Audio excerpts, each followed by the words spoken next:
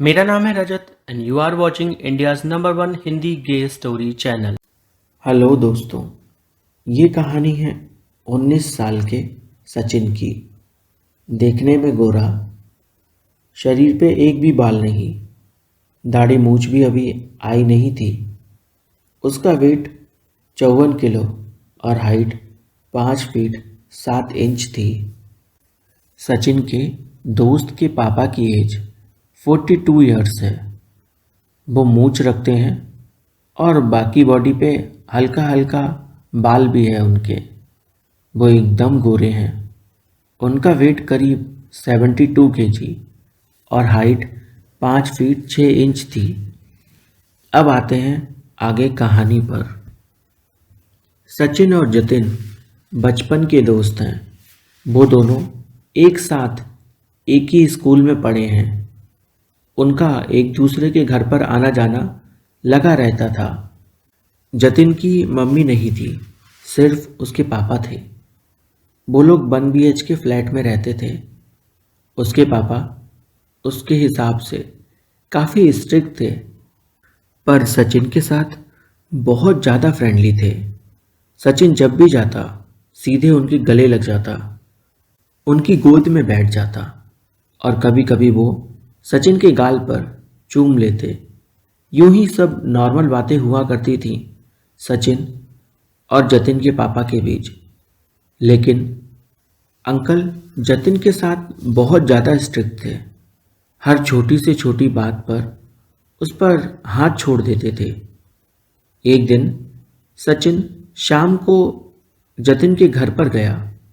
उसको घूमने के लिए बाहर जाना था, तो वो चाहता था कि जतिन उसके साथ जाए।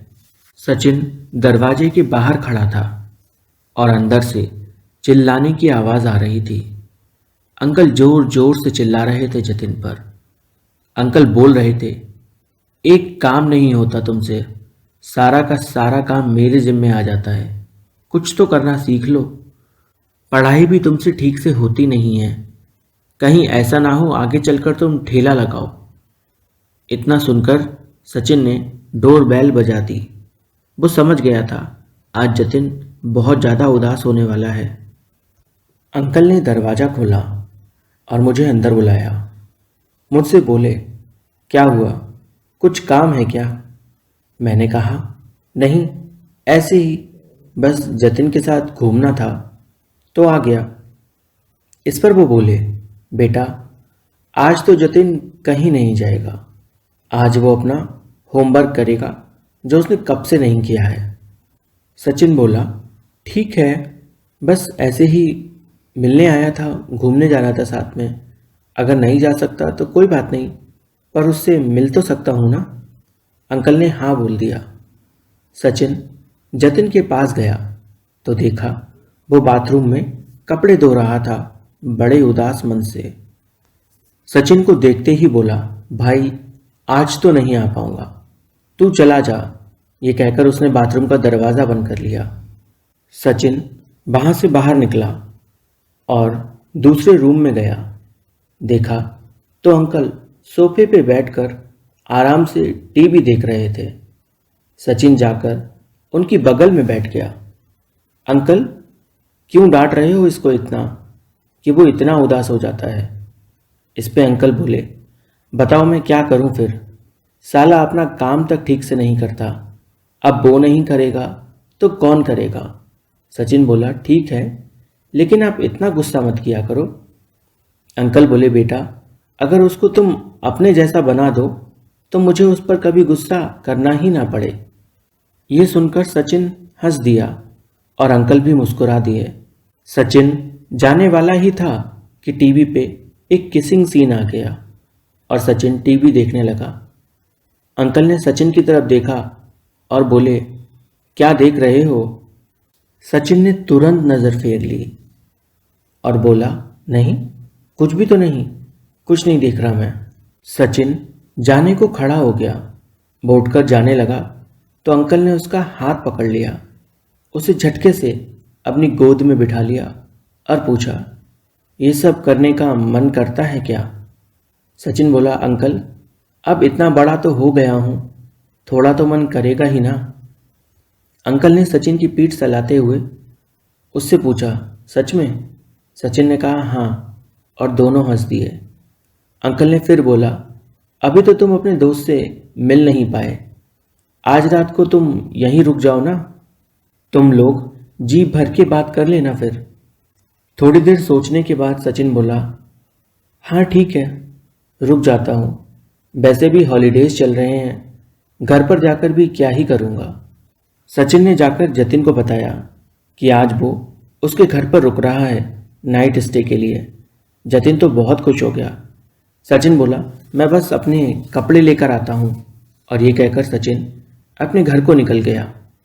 शाम को करीब 7 बजे तक सचिन अपने कपड़े लेकर जतिन के घर आ गया। अंकल सचिन को देखकर बहुत खुश हो गए। उन्होंने उसे गोदी में उठा लिया।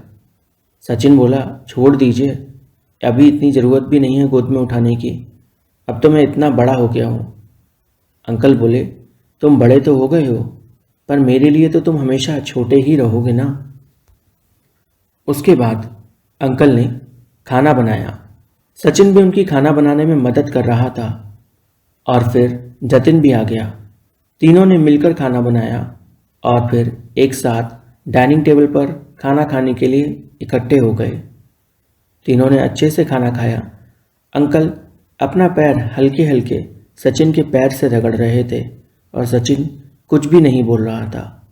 अंकल नज़रें बचाकर सचिन की ओर देख रहे थे और सचिन भी उनकी ओर ही देख रहा था। दोनों एक दूसरे को देख देख कर मुस्कुरा रहे थे और बहुत खुश हो रहे थे, मानो जैसे उनका सपना सच होने वाला हो। खाना खाने के बाद सचिन बर्तन लेकर रसोई में गया। अंकल ने उसे रोक दिया और बोले, अरे अरे, तुम मत करो, तुम बर्तन करने थोड़ी आए हो, तुम तो कुछ और ही करोगे ना। सचिन बोला, क्या मतलब आपका? क्योंकि जतिन भी वहीं बैठा था। वो बोले, अरे तुम तो जतिन से बात करने आए हो ना, तो तुम जतिन से बात करो, उसके साथ टाइम स्पेंड करो जब तक वो जाग रहा है। अंकल किचन में बर्तन करने चले गए। वो बर्तन धो रहे थे। जतिन और सचिन दोनों आपस में बैठकर बातें कर रहे थे। जतिन अपना रोना रो रहा था और उधर सचिन का तो मन लग ही नहीं रहा था। वो तो बस ये चाहता था जल्दी से जल्दी अंकल आ जाएं बाहर और वो उनके साथ बात कर सके। वो जतिन को बस सुन रहा था, पर उसकी किसी बात पर भी रिस्पॉन्स नहीं कर रहा था। जतिन अपने पापा की बुराई किए जा रहा था और सचिन बस सुन रहा था चुपचाप। एक पल ऐसा आया जब सचिन के मुंह से निकल गया, जतिन कितना बात करते हो, थोड़ा चुप भी रहा करो। ये सुनकर जतिन को काफ़ी खराब लगा। उसने अपना मुंह बंद कर लिया और दोबारा फिर उसने सोचा कि वो तभी बोलेगा जब सचिन उससे बोलेगा। सचिन और जतिन के बीच में एक खामोशी आ गई थी। दोनों लड़के एकदम खामोश थे और फिर जतिन उठकर अपने कमरे में चला गया। सचिन अभी भी बैठा बैठा अंकल का इंतज़ार कर रहा था। अंकल रसोई से बाहर आए तो सचिन बोला, एक बात बोलूं, आज बहुत मस्त लग रहे हो आप। ये ग्रीन कुर्ता और नीचे वाइट पजामा बहुत सही लग रहा है आप पर। अंकल सचिन को देखकर मुस्कुराए और उसे अपने पास बुलाया, गले से लगा लिया और हल्के से सचिन की गर्दन पर अपने होंठ लगाए। सचिन को उनकी मूंछें हल्की हल्की सी चुभी, पर शरीर में एक झंझनी छोड़ गईं। अंकल सचिन के कान में बोले, बेटा हम तो आज लग रहे हैं, तुम तो हमेशा ही लगते हो कमाल के। अपनी तारीफ सुनकर सचिन तो शर्मा गया। अंकल ने कस के बाहों में जकड़ लिया उसे और उसके गालों को चूम लिया। सचिन ने भी अंकल को कसकर गले लगा लिया और उनके गालों पर एक छोटा सा चुम्मा दे दिया। इधर जतिन अपने कमरे में जाकर बैठ चुका था। सचिन ने सोचा क्यों ना वो जतिन के पास जाए, वरना जतिन को बुरा लग जाएगा।